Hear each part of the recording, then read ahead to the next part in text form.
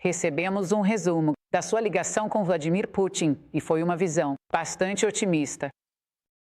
Vladimir Putin concordou com o cessar-fogo imediato em relação à energia e infraestrutura, mas não com o cessar-fogo de 30 dias. Conte-nos o que aconteceu. Bom, você tem uma situação em que muitas armas estão apontadas umas para as outras de forma tola, porque isso nunca teria acontecido se eu fosse o presidente. Essa não era uma guerra que deveria ter acontecido. E aconteceu. Então, é aí que estamos. E agora você tem muitas armas apontadas umas para as outras, e um cessar-fogo sem ir um pouco mais longe teria sido difícil. A Rússia tem a vantagem. Como você sabe, eles cercaram cerca de 2.500 soldados. Eles estão bem cercados e isso não é bom. E queremos resolver isso logo. Olha, estamos fazendo isso. Não há americanos envolvidos. Pode ser que sim, se acabarmos na Terceira Guerra Mundial por causa disso, o que é tão ridículo. Mas, você sabe, coisas estranhas acontecem. E eu acho que tivemos uma ótima ligação. Durou quase 2 horas. Falamos sobre muitas coisas e sobre como chegar à paz. E também falamos sobre outras coisas. Houve não negociáveis mencionados pelo Putin? Foi relatado que, eu acho que a mídia do Kremlin realmente afirmou que ele exigiu uma cessação imediata da ajuda à Ucrânia, para chegar a esse acordo em várias etapas. Não, ele não falou, não falamos sobre ajuda. Na verdade, a gente não falou sobre ajuda de jeito nenhum. Falamos sobre muitas coisas, mas a ajuda nunca foi discutida. No resumo, também foi dito que ambos os lados querem chegar a uma relação bilateral melhor, os Estados Unidos e a Rússia. Isso é verdade. Como podemos confiar que o Vladimir Putin realmente quer isso, sendo que ele também não está sendo influenciado ao mesmo tempo pelo seu amigo próximo, o presidente Xi da China? Bom, olha, temos nossas próprias conversas com o presidente Xi da China, e ele também quer se dar bem. E ele está querendo se dar bem e nós também estamos querendo nos dar bem com ele. E nós vamos. Temos um problema de comércio, onde temos um desequilíbrio muito grande com a China. Com a Rússia, a gente não tem tanto comércio, e eles gostariam, e nós também gostaríamos. Eles têm algumas coisas muito valiosas para nós, incluindo formas muito grandes de terras raras. Eles têm muita terra. Você sabe, eles têm um grande pedaço de território. O maior, na verdade, o maior do mundo para um país. De longe. E, sobre isso, eles têm coisas que a gente poderia usar, para ser sincero, e que outras pessoas também poderiam usar.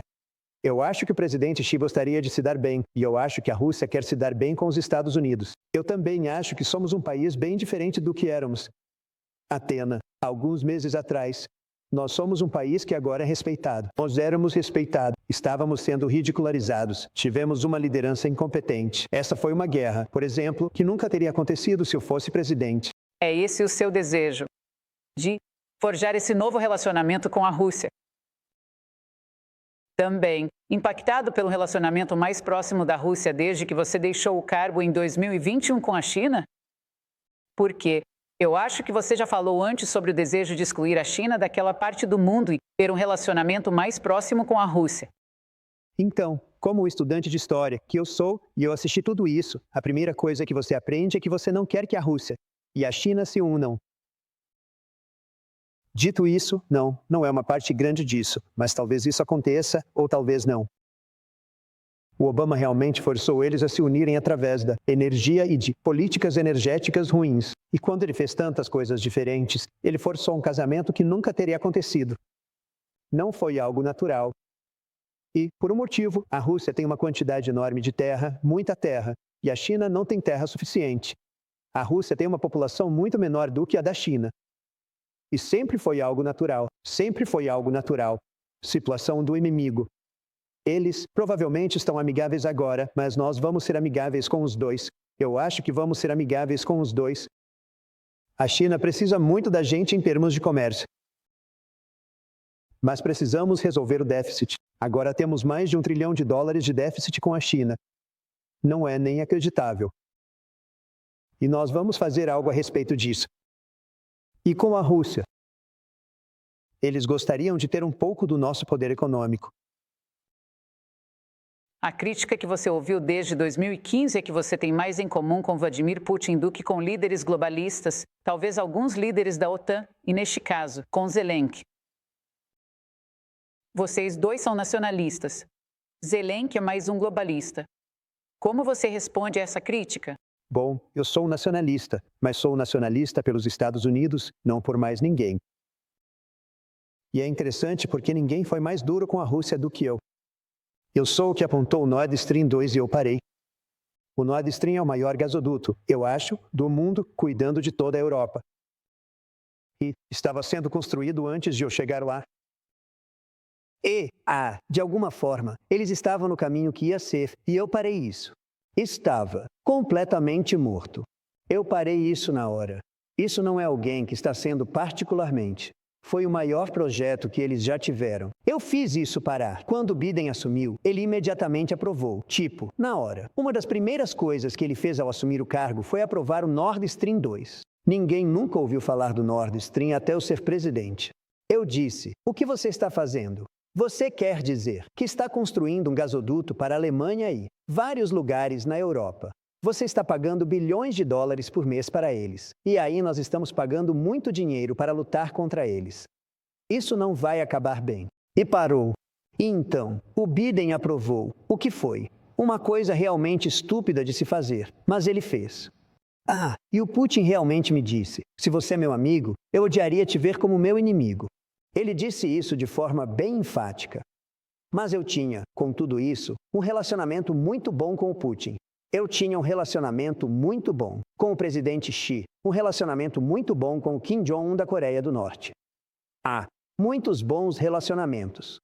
E isso é uma coisa positiva, não é uma coisa negativa. Mas, ao mesmo tempo, eu estou pensando no nosso país. Então é por isso que estamos falando sobre tarifas. Nós vamos arrecadar trilhões de dólares. Eu quero chegar nas tarifas em um minuto, porque primeiro vamos falar sobre a outra grande notícia do dia, que foi o presidente da Suprema Corte emitir uma declaração sobre a sua sugestão de verdade que você postou mais cedo hoje, que o juiz James Boasberg deveria ser impeachado depois que ele ordenou que os voos de deportação para o Salvador fossem interrompidos, basicamente virou tudo ao contrário.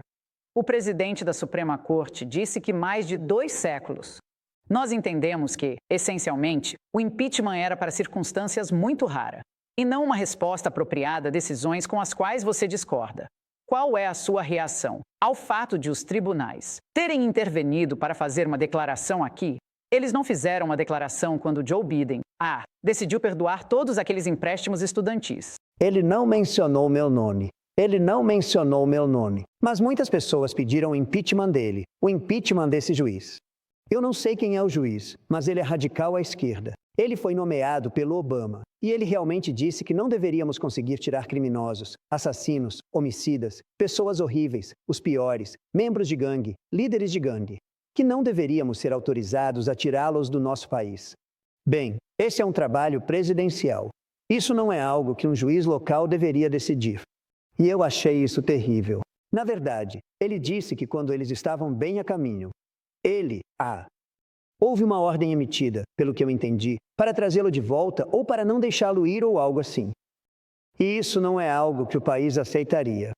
Essas pessoas, elas foram deixadas entrar aqui por um presidente incompetente, que tinha fronteiras abertas, e qualquer um do mundo podia entrar. E nós recebemos assassinos. Nós recebemos pessoas de instituições psiquiátricas e prisões.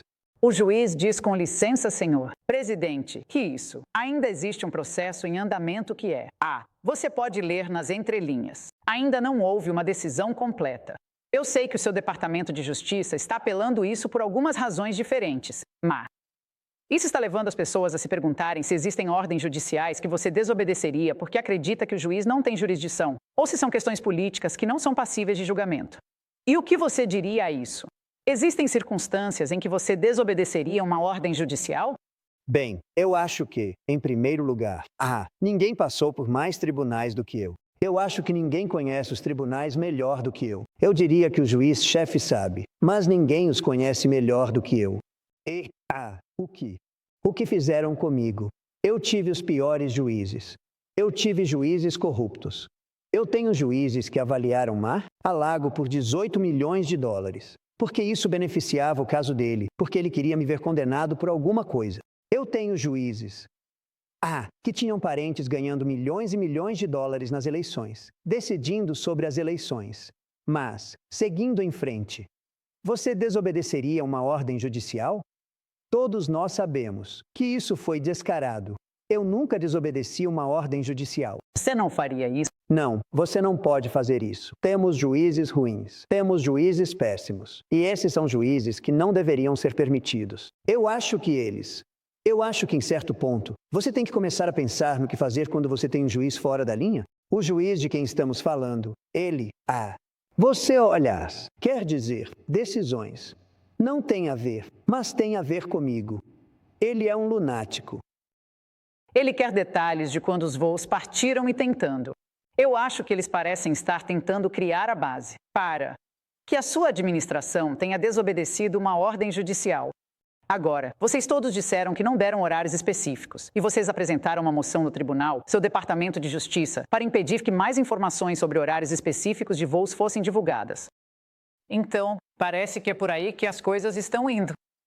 Você tem fé que a Suprema Corte vai decidir a seu favor no final das contas? Eu tenho, porque o trabalho de tirar do nosso país pessoas que são assassinas, que são absolutamente as piores pessoas. Os chefes de tráfico, eles estão causando tantos problemas neste país. E nossos chefes de tráfico entraram, os maiores deles. Eles saíram de outros países para vir para cá. Eles entraram por uma fronteira aberta. Eles estão fazendo milhões de dólares, destruindo vidas, matando pessoas. E isso é uma questão presidencial. Nós deveríamos estar tirando essas pessoas de circulação ou trazendo-as à justiça. Tivemos um juiz, eu o chamaria de juiz rebelde. Você pode chamá-lo do que quiser. Eu não sei nada sobre ele. Eu soube disso muito tarde no processo, e eu disse, isso é uma ordem estranha. Você tem juízes locais, juízes federais locais, juízes locais, ponto. E os das e promotores, os das procuradores gerais do estado, procuradores gerais. Querem realmente tomar conta. Eu acho que parte disso é pela publicidade. Eles adoram a publicidade. De repente, eles estão na capa todos os jornais, mas não têm direito de estar. Falando sobre o DOGE, o juiz Shodor Shuang é um juiz do Tribunal Distrital Federal em Maryland.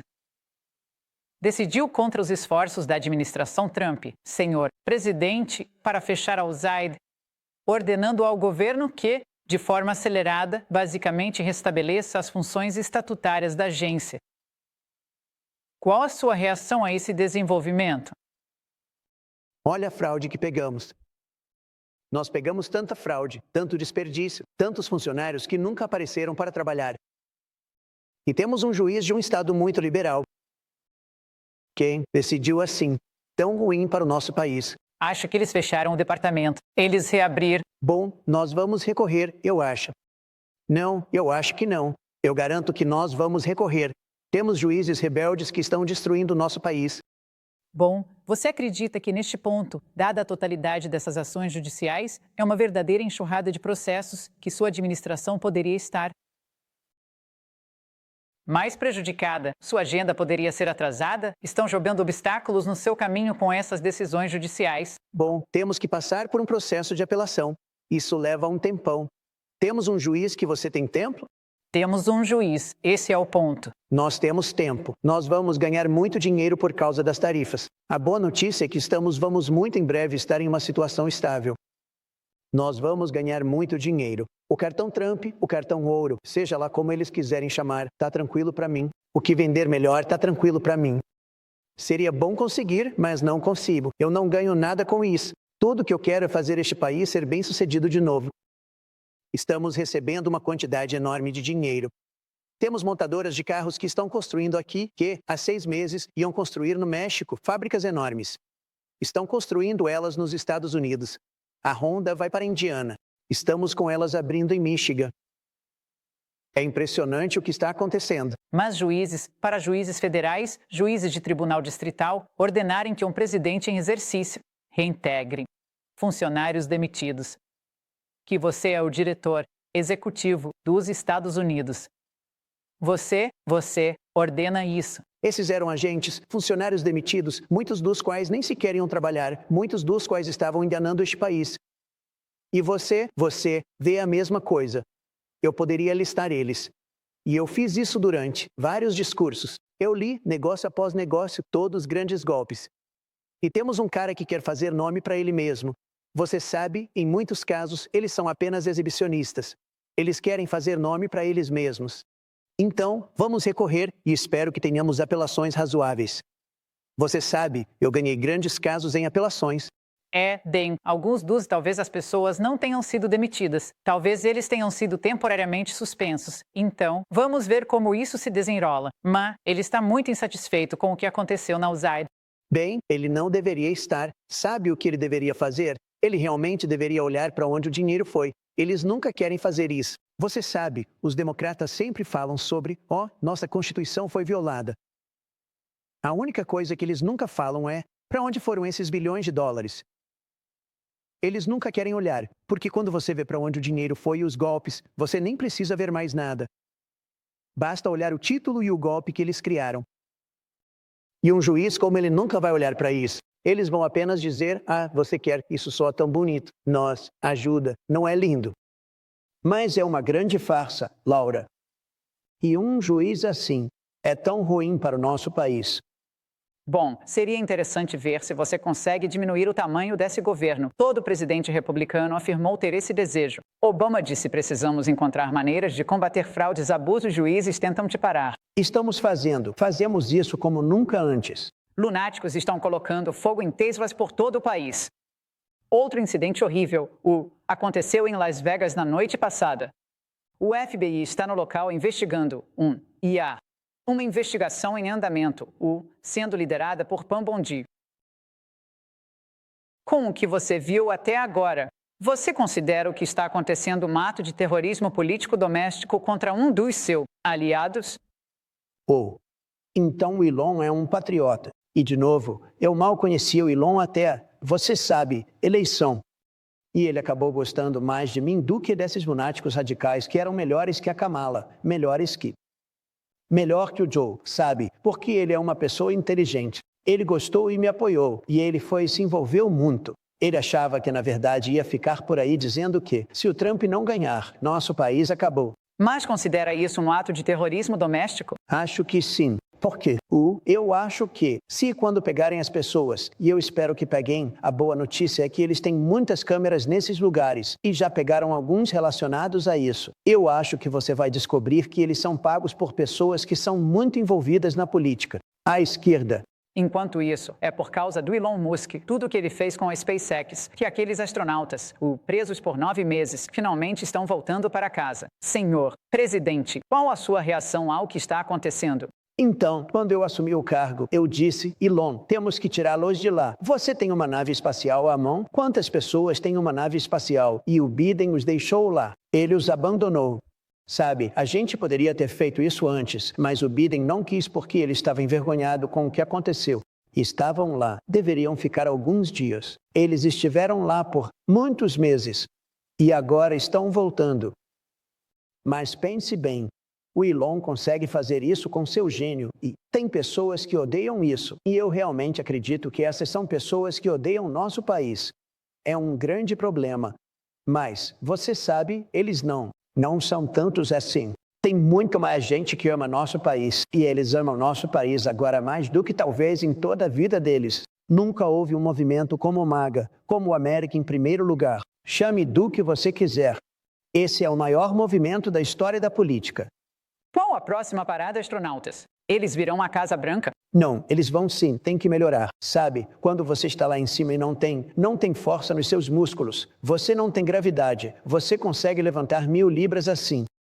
Eles têm que melhorar. Vai ser um pouco difícil para eles. Não é fácil. Você sabe, eles ficam lá em cima por muito tempo, e quando eles voltarem, vão vir para o Salão Oval. O Canadá deveria ser o 51º estado, porque nós subsidiamos o Canadá em 200 bilhões de dólares por ano. Não queremos carros, não queremos madeira. Nós temos muita madeira. Nós liberamos semana passada. Estamos liberando isso para que você possa realmente cortar uma árvore sem ser, condenado à pena de morte. Por quê? O que esses ambientalistas radicais fizeram com o nosso país? Nós liberamos isso. Nós não precisamos da madeira. Nós não precisamos da energia. Nós não precisamos de nada. Nós não queremos os carros deles. Eles fazem milhões de automóveis são enviados. Eu prefiro que sejam feitos em Michigan. Eu prefiro que sejam feitos na Carolina do Sul ou em qualquer um dos nossos. Mas Mais duro com o Canadá do que com alguns, nossos maiores adversários. Só porque é para ser nossa 51ª rua. Mas escute isso por um segundo. Precisamos do território com vantagem territorial. Nós não vamos nos aproximar da China. Olha, eu lido com todos os países de forma indireta ou direta. Um dos países mais difíceis de lidar é o Canadá. As pessoas que... Agora, esse era o Trudeau. As pessoas que... Bom velho Justin, eu o chamo de governador Trudeau.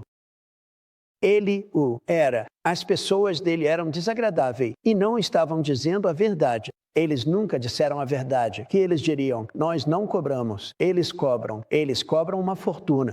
Eles cobram uma fortuna. E se você olhar para os produtos lácteos, o que eles fizeram com nossos agricultores? Eu ia até Iowa, eu ia para outros lugares, Nebraska, e eles sempre reclamavam do Canadá, como eles são enganados. Você sabia que o Canadá tem uma tarifa de 250%? 250%. Ninguém sabe disso.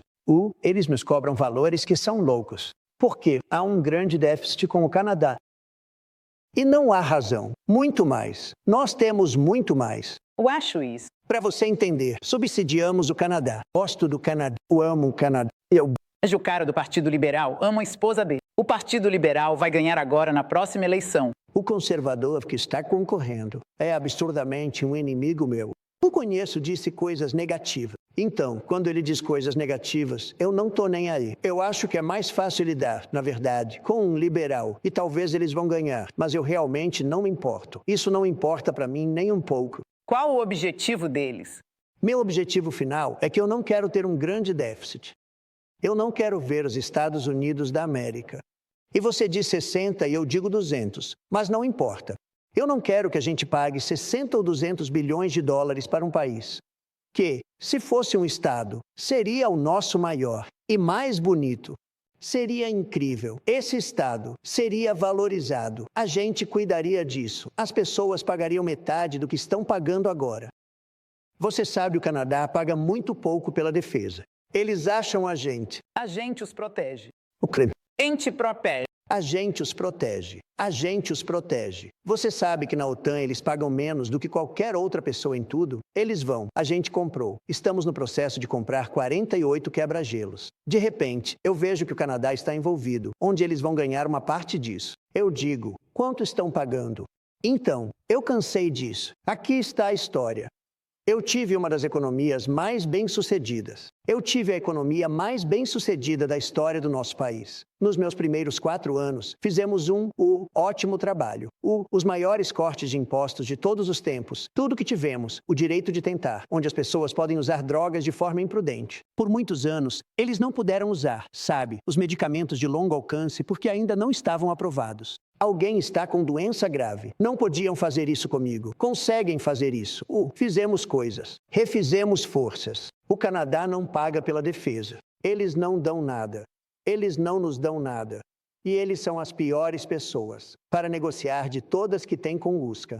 Você os colocou na parede? Se não tem, eu tenho. E o USCA é bom, mas eles trapaceiam. Um acordo é bom, mas eles trapaceiam. E o México também trapaceia. A China trapaceou. Posso contar algo?